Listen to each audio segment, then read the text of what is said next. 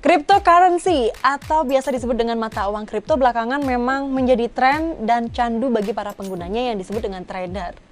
Kalau kamu tidak bermain kripto, biasanya sih diledekin, nggak keren lu, gitu kan. Tapi di sini tidak bisa main-main. Karena sekalinya kamu main kripto atau tidak mengetahui tips dan trik cara bermainnya, bisa-bisa malah buntung.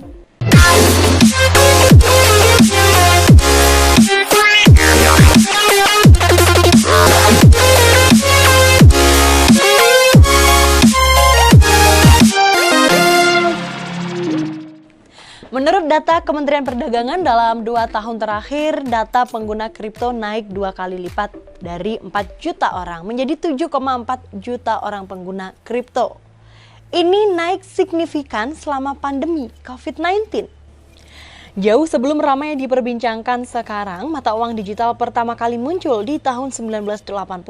Saat itu, seorang ilmuwan komputer dan matematikawan Amerika, David Chaum, menemukan algoritma khusus yang menjadi dasar dari enkripsi dan transfer mata uang elektronik.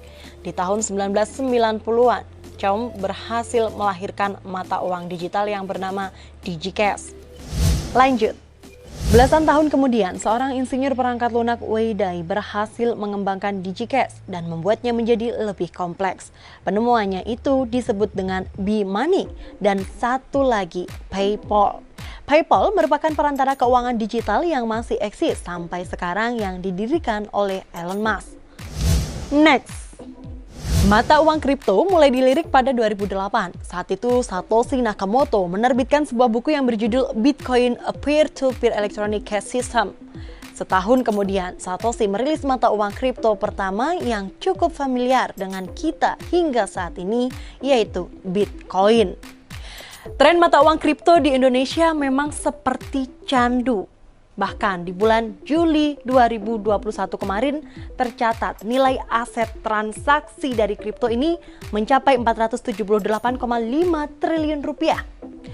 Angka ini jauh lebih tinggi dari angka tahun lalu di tahun 2020. Hanya ada 65 triliun rupiah aset transaksi dari kripto.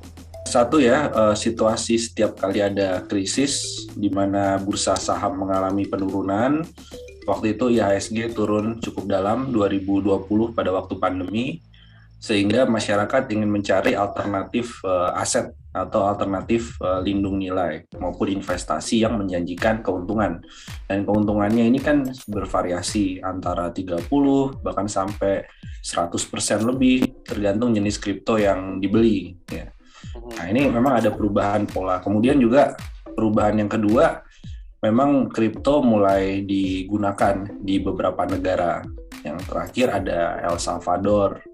Sebelumnya uji coba dilakukan di Swiss untuk mencoba apakah kripto ini bisa menjadi alat pembayaran menggantikan mata uang lokal. Nah, itu yang membuat ketertarikan terhadap kripto itu luar biasa tingginya. Dan di sisi yang lain memang banyak sebenarnya yang diam-diam menggunakan kripto untuk membeli rumah, membeli mobil, ya, dan itu dipraktekkan juga di Indonesia. Lama-kelamaan muncul sebuah pertanyaan, seberapa amankah bermain mata uang kripto baik secara personal maupun legalitasnya? CEO Indodax Oscar Darmawan menyambut positif langkah progresif pemerintah yang menjadikan mata uang kripto sebagai aset atau komoditas selayaknya emas yang bisa dimiliki oleh masyarakat dan diakui kepemilikannya.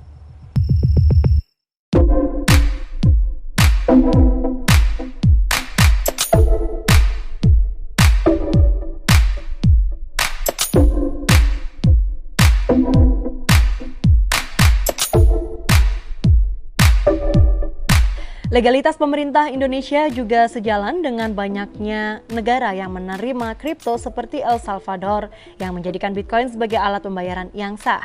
Ada pula ekspansi PayPal ke Inggris, juga JP Morgan dan Bank of America yang sudah menerima perdagangan kripto. Masih soal legalitas, di Indonesia setidaknya diakui ada 66 broker atau pialang yang resmi terdaftar di Bapepti. Ini semua bisa dilihat di laman website resmi Bapepti. Jadi buat kamu, jangan mudah tergiur dengan broker atau pialang ilegal. Otoritas Jasa Keuangan atau OJK juga sempat memperingatkan masyarakat mengenai risiko melakukan transaksi mata uang kripto atau cryptocurrency.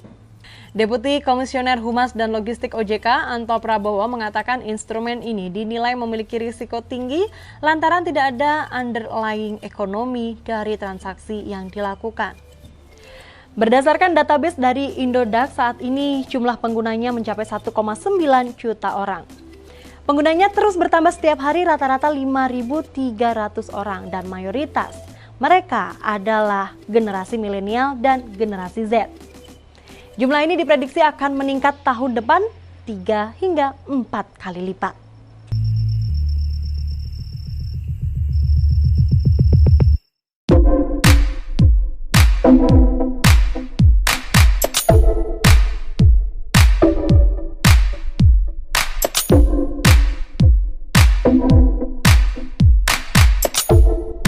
Karena banyaknya pengguna baru kripto di Indonesia, maka pengamat ekonomi Bima Yudhistira menyarankan agar para pengguna baru atau trader baru ini berhati-hati dan memahami aturan main kripto di Indonesia.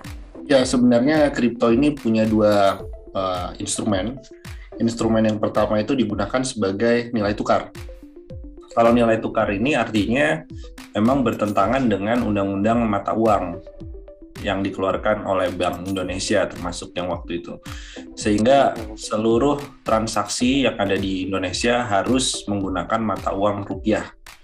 Sehingga kalau cryptocurrency digunakan misalnya untuk membeli makanan atau minuman ya, atau beli rumah, itu dilarang sebenarnya dalam regulasi. Nah, tapi pemerintah makin ke sini, khususnya 2019, mereka mencoba memfasilitasi kripto sebagai perdagangan, investasi perdagangan di bursa komoditas.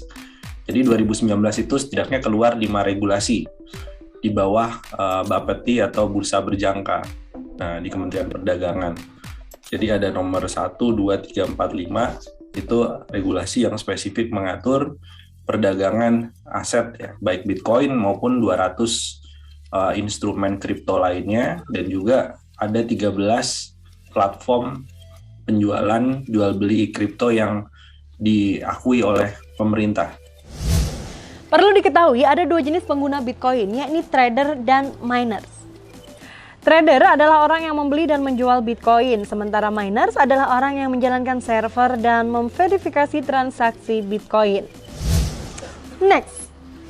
Trader dalam investasi ini merupakan mereka yang membeli dan menjual instrumen investasi atau melakukan trading di berbagai macam instrumen investasi. Prinsip bertransaksi di sini adalah membeli ketika harganya turun dan menjual saat harga naik. Lanjut.